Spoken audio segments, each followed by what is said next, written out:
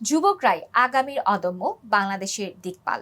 যুবকরাই পারে শান্তিপূর্ণ একটা সমাজ ও দেশ গড়ে তুলতে।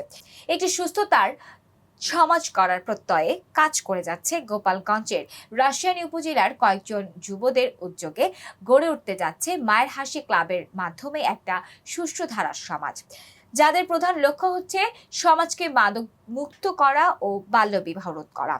তাদের উদ্যোগ বাস্তবে রূপ দিতে বিভিন্ন সময় বিভিন্ন স্কুল, কলেজ, খেলার মাঠ কিংবা বাড়ি বাড়ি গিয়ে সচেতনতামূলক বিভিন্ন কর্মসূচি করতে দেখা গিয়েছে। প্রতিটি কর্মসূচিতে স্থানীয় মাদক নিয়ন্ত্রণ কর্তৃপক্ষ ও পুলিশ প্রশাসনের সহযোগিতা ছিল উল্লেখযোগ্য।